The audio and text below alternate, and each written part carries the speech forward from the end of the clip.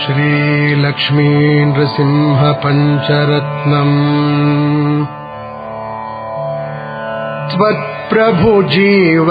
प्रियमिच्छसि चेत् नरहरि पूजां कुरु सततम् प्रतिबिम्बालङ्कृति धृति कुशलो बिम्बालङ्कृति मातनुते चेतो भृङ्ग भ्रमसि वृथा भवमरुभूमौ विरसायाम् भज भज लक्ष्मी नरसिंहानघपद सरसिज मकरन्दम्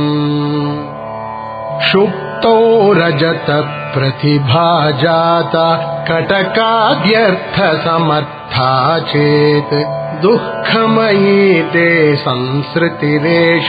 निर्वृतिदाने निपुणा स्यात् चेतो भृङ्ग भ्रमसि वृथा भवमरुभूमौ विरसायाम् भज भज लक्ष्मी नरसिंहानघपद सरसिज मकरन्दम् आकृति साम्याच्छाल्मलिकुसुमे स्थलनलिनत्व भ्रममकरोः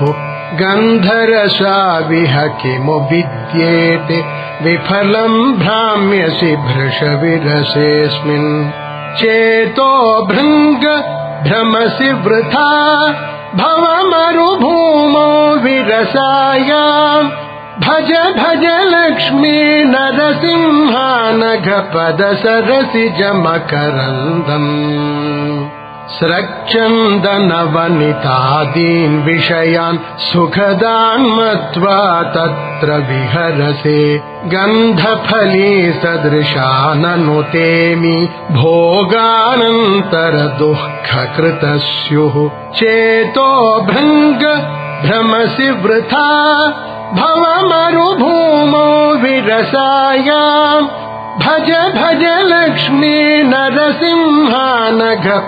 सरसिज मकरन्दम् तव हितमेकम् वचनम् वक्ष्ये शृणु सुखकामो यदि सततम् स्वप्ने दृष्टम् सकलम् हि मृषा जाग्रति च स्मर तद्वदिति